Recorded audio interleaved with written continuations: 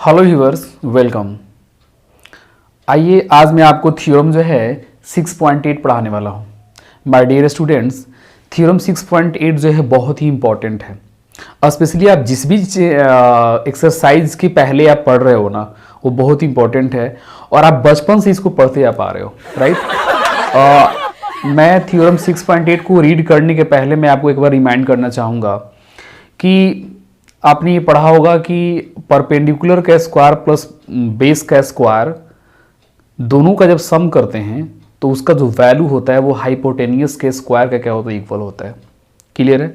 ये चीज़ आज हम पढ़ने वाले हैं डीपली कि कैसे वाकई इसको हम प्रूफ कैसे करेंगे।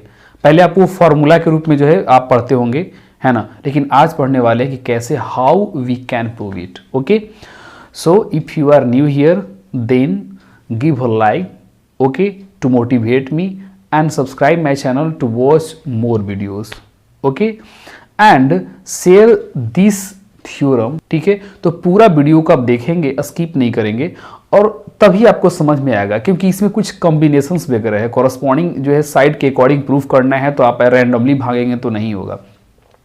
मैं आपको हल्का सा और रिमाइंड करने की कोशिश करूंगा कि आपने बचपन में पढ़ा होगा कि जैसे अगर मान के चलो कि ये जो है एक पेड़ है, सपोज कर लो कि एक लंबा पेड़ है, यहाँ से ये टूट गया और टूटने के बाद जो है ये कहीं जमीन पर ऐसे आकर के ये, है ना, यहाँ पे रुक गया। तो बताया जाता, ये क्वेश्चन पूछा जाता है कि अगर ये ग्राउंड है तो टूटने के पहले जो है ये जो पूरा जो हाइट जो था इस पेड़ का क्या था। तो आप जो है ऐसे फार्मूला लगाते थे कि H square is equal to P square plus B square, ऐसा कुछ जो है ऐसा फार्मूला इस्तेमाल मतलब किए होंगे। तो यही जो है फार्मूला कैसे ये प्रूफ होगा, ये चीज़ जो है हम लोग इसमें आज सीखने वाले हैं। ये तो फार्मूला आपने पढ़ा होगा, but how can we prove this, यही चीज़ जो है आप इस क्लास में पढ़ने वाले हैं माय डियर स्टूडेंट्स। ओके, मैं बताना चाहूँगा फिगर जो है मैंने यहाँ पे जो ड्रॉ किया है, पहले मैं थ्योरम पढ़ लेता हूँ, उसके अकॉर्डिंग मैं बताऊँगा। थ्योरम 6.8 कहता है कि इन राइट ट्राइंगल, ये राइट ट्राइंगल दिया हुआ है यहाँ पे 90 डिग्री है एंगल बी पर, the square of the hypotenuse. देखो यहाँ पे कुछ लोग बोलते हैं, मैंने प्रोनाउंसिएशन देखा है बहुत लोग, कुछ लोग बोलते हैं हाइपोटेनियस, कुछ लोग बोलते हैं हाइपोटेनस और कुछ लोग बोलते हैं हाइपोटेन्यूस। तो आपको जो अच्छा लगे वो आप बोल सकते हैं, लेकिन ऐसे जो है हाइपोटेन्यूस जो है कहेंगे तो थोड़ा अच्छा रहेगा। आप प्रोनाउंसिएशन इसे आप चेक कर लेंगे, ठीक है। तो जो भी हो, खैर मैथमेटिक्स पढ़ रहे हैं तो प्रोनाउंसिएशन तो खैर ध्यान आप रखेंगे तो और अच्छी बात है। तो ये जो हाइपोटेनस जो है यहाँ पे, ठीक है ना, हाइपोटेन्यूस जो है, ये कहा जा रहा है कि in right triangle the square of the hypotenuse, कह रहा है कि ये राइट ट्राइंगल में जो एसी जो आपका जो हाइपोटेन्यूस है उसका स्क्वायर जो होता है equal to the sum of the square of the other two side, वो इसके ए बी इसके साइड के स्क्वायर का और बी सी जो है साइड के स्क्वायर का, जब दोनों को ऐड करेंगे वो इक्वल होगा ए सी के स्क्वायर के। यही प्रूफ करना है, ठीक है। मतलब आप ऐसे समझो कि ये ट्रायंगल को आप सिंपली इस तरीके से भी ऐसे आप ड्रॉ कर सकते हो, नो प्रॉब्लम। ऐसे भी आप जा सकते हो जिसमें आप यहाँ ए लिखोगे, यहाँ पे बी लिखोगे और यहाँ पे सी लिखोगे, यहाँ 90 डिग्री होगा और उसको यहाँ से जो है आप ऐसे परपेंडिकुलर यहाँ पे जो है ना ड्रॉ करोगे 90 डिग्री यहाँ पर भी, और यहाँ आप डी लिखोगे। ऐसे भी you can prove it, no problem. But थोड़ा कन्वीनियंट जो है इसको, जब अगर आप क्लॉक वाइज में जब घुमा करके जब इस तरीके से लाएंगे और यही जो है जो एंगल जो बी पे जो 90 डिग्री है जब ऐसे बनेगा तो आपके लिए थोड़ा कन्वीनियंट होगा प्रूफ करने के लिए, क्योंकि हमको यहाँ पे जो है सिमिट्री थ्योरम के अकॉर्डिंग जो है प्रूफ करना है। तो बने रहिए मेरे साथ कि कैसे बेसिकली ये होता है। अब देख लो कि इसमें जो है अगर ये जो है अगर बीच से अगर ऐसे ड्रॉ अगर नहीं किया हो रहा था तो इसके अकॉर्डिंग जो है ये P हो जाता, ये B हो जाता और ये जो है H हो जाता, परपेंडिकुलर बेस और हाइपोटेन्यूस। मतलब कि P square plus B square is equal to H square कैसे होगा, ये आप पढ़ते आ रहे हैं और यही आज हम लोग प्रूफ करने वाले हैं। तो बने रहिए मेरे साथ, देखिए कि कैसे इसका हम लोग प्रूफ करते हैं। मैंने यहाँ से कुछ पहले से ही मैंने रिटन लिख दिया है ताकि आपको कोई मतलब ज़्यादा से ज़्यादा वीडियो लंबा ना हो। देखिए पता नहीं कितना वीडियो जाता है, लंबा होता है, क्या होता है जो भी। देखिए, let A B C is right, है ना, राइट ट्रायंगल। मैंने यहाँ ए बी सी क्यों लेट किया है, क्योंकि आप कोई PQR से भी बना सकता है, कोई KLMN से भी बना सकता है, तो कोई भी ट्रायंगल आप लिखोगे, इसलिए मैंने यहाँ पे लेट किया है। गिवन, क्या गिवन है कि ABC जो है राइट एंगल है एट B पर, यहाँ पे B पे जो है 90 डिग्री है, यहाँ पे मेंशन किया हुआ है, you can see it. Proof क्या करना है कि AC का स्क्वायर, मतलब ये जो नीचे का जो साइड है, अगर ये BD नहीं लाइन रहता तो उसके बाद मैं बता रहा हूँ, तो कंस्ट्रक्शन किया गया है ना, ये नहीं रहता, तो कह रहा है कि यहाँ से यहाँ AC का स्क्वायर, मतलब ये A और ये यहाँ पे C है, AC का जो स्क्वायर होता है, यहाँ पे C मेंशन किया हुआ है डियर, ओके, वो इक्वल होता है किसके सम से, AB के स्क्वायर प्लस BC के स्क्वायर के सम के, मतलब यहाँ से यहाँ AB के स्क्वायर और BC के स्क्वायर के क्या होते, इक्वल होते, यही आपको प्रूफ करना है। मैंने क्या ड्रॉ किया है कि BD परपेंडिकुलर टू AC, मतलब यहाँ से यहाँ मैंने एक परपेंडिकुलर ड्रॉ कर दिया, सो दैट कि मैं इसको प्रूफ कर सकूं आसानी तरीके से। अब मुझे एक बात बताना कि अगर मैं यहाँ पे लेता हूँ, क्या लेता हूँ, ट्रायंगल ADB, ट्रायंगल अगर मैं, let me right here, triangle से चलता हूँ, triangle ADB, triangle ADB congruent जो है ट्रायंगल जो है इसमें ABC में लिख सकता हूँ। सबसे पहले आप कॉन्ग्रुएंट नहीं, सॉरी, सिमिलर लिख सकता हूँ कि नहीं, लेकिन सिमिलर के पहले एक मैं बात करना चाहूँगा कि मैंने जिस तरीके से कॉरस्पॉन्डिंगली मैंने चला है वो आप देखो पहले यहाँ पे, जस्ट सी हियर, मैं कुछ दूसरे जो है मार्कर से बता देने की कोशिश करता हूँ। देखो ये मैंने पहले यहाँ पे A लिया है, तो A लेने का मतलब क्या हुआ कि अगर आप ABC में चलोगे तो ABC में जो है एंगल A आ रहा है, और ADB में भी चलोगे तो एंगल A आ रहा है, तो मतलब है कि अगर हम इस ट्रायंगल से चलेंगे छोटे वाले से और बड़े ट्रायंगल से चलेंगे ABC से, तो दोनों में एक कॉमन है, तो मैंने यहाँ A लिख दिया और यहाँ मैंने A लिख दिया। अगर आप ट्रायंगल ये डायरेक्ट नहीं लिख पाओ तो पहले आप यहाँ A लिखना, फिर यहाँ भी आप A लिखना, उसके बाद 90 डिग्री दोनों तरफ लिखना है। तो बड़े छोटे वाले ट्रायंगल में D पर जो है यहाँ पे 90 डिग्री है, ADB में D पर 90 है, तो D को मैंने बीच में लिया। जब यहाँ 90 डिग्री लिया तो बड़े ट्रायंगल में जो है एंगल B लेंगे, जो कि यहाँ पे ये वाला B हो जाएगा, यहाँ पे 90 डिग्री है, और उसके बाद जो है AD, अब छोटे वाले में AD ले ही लिया तो लास्ट में B होगा, तो ये B लिया गया है, और यहाँ जब A और B ले ही लिए हो तो लास्ट में क्या आएगा, C आएगा, तो C इसके अकॉर्डिंग हो गया। क्लियर है या नहीं क्लियर है? ओके, अब मैं फिर से ये कलर को इरेज कर देता हूँ क्योंकि ये हम लोग को हेल्पफुल होगा फिर से, मतलब कि समझाने के लिए आगे। ये आपस में कैसे होगा, मतलब कि सिमिलर, तो आप ये बताइए कि मैंने आपको बताया था, है ना, बाय थ्योरम जो है 6.7 में बताया था। क्या मैंने बताया था कि जब अगर कोई राइट ट्रायंगल में, if you don't know about the theorem 6.7 and if you don't know the proof of theorem 6.7 then go and watch that class, okay. उसमें जो है लिंक जो है डिस्क्रिप्शन बॉक्स में दिया हुआ है, जाकर के आप देखिए। अब यहाँ देखो कैसे है। अब उसके बाद समझना है कि थ्योरम 6.7 में क्या बताया था कि कोई अगर राइट जो है ट्रायंगल है, उसमें अगर आप राइट ट्रायंगल से जो है, राइट एंगल से अगर आप परपेंडिकुलर जो है अगर आप ड्रॉ करते हो, तो उसके बाद जो यहाँ पे दो ये ट्रायंगल जो क्रिएट हो रहा है छोटे छोटे, और एक जो बड़े ट्रायंगल ABC है, वो सारे के सारे जो है ऑल 3 ट्रायंगल्स जो होते हैं एक दूसरे से क्या होते हैं, सिमिलर होते हैं। मैंने ये प्रूफ कर दिया है, इसीलिए मैंने यहाँ पे लिखा है कि ट्रायंगल ADB, मतलब ये छोटा वाला ADB और ट्रायंगल ABC जो है आपस में क्या होगा, बाय थ्योरम 6.7 क्या होगा, ये सिमिलर होगा। जब सिमिलर होगा किसके द्वारा, बाय डबल A क्राइटेरिया के द्वारा। जब सिमिलर हो जाएगा तो उसके बाद आपको क्या करना है, आप ये समझिए कि जो कॉरस्पॉन्डिंग जो साइड का जो रेशियो होता है वो क्या होता है, इक्वल होता है। As I have told you in previous class, go and watch, link given in the description box. अब एक काम करते हैं, जब कॉरस्पॉन्डिंग साइड का रेशियो जब इक्वल होता है तो हम पहले यहाँ से AD लेते हैं। क्या लेंगे, AD।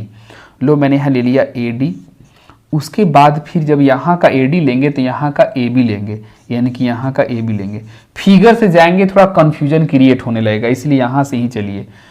इज इक्वल टू, अब AD ले लिया, उसके बाद जो है AD बाई हमने AB लिया है, और उसके बाद जो अब हम BD लेंगे, यहाँ पे क्या है BD या DB जो भी आप कर लो, तो BD यहाँ पे लेंगे।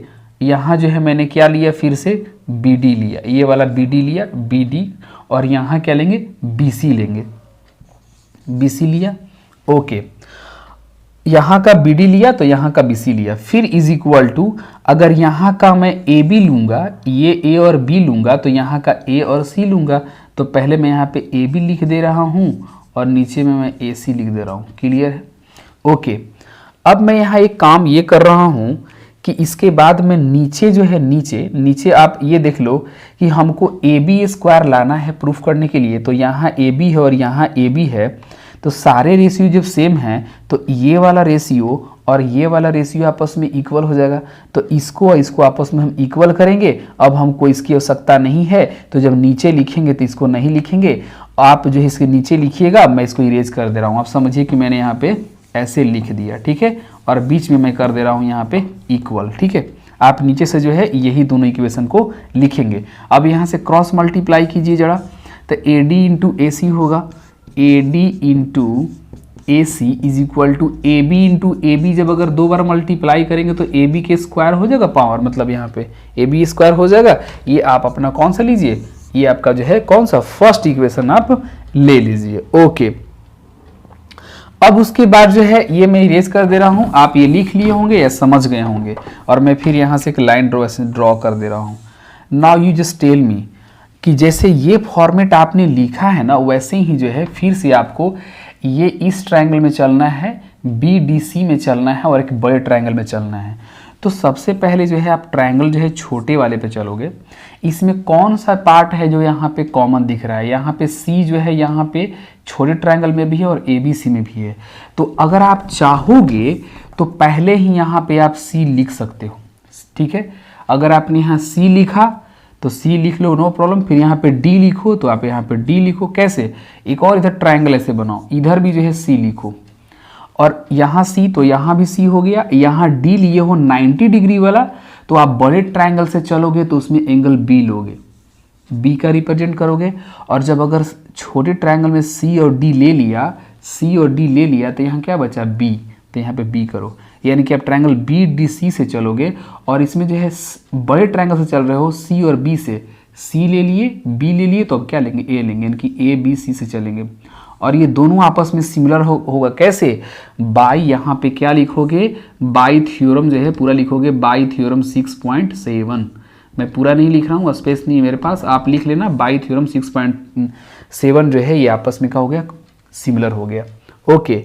अब जब ये आपस में सिमिलर हो गया तो यही वाला रूल हम अप्लाई करेंगे, क्योंकि जो दो साइड जो होते हैं, जब दो ट्रायंगल आपस में सिमिलर होते हैं तो जो कोरस्पॉन्डिंग जो साइड्स का जो रेशियो होता है वो इक्वल होता है। I had taught you, good.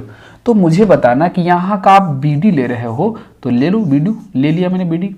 और फिर यहाँ का आप ए बी लो, तो मैंने ए बी यहाँ पे ले लिया, इज इक्वल टू, अब क्या लोगे, बी, और यहाँ पे अब इसको लो डी सी, डी सी को लो, तो यहाँ भी क्या लोगे, बी सी को लोगे।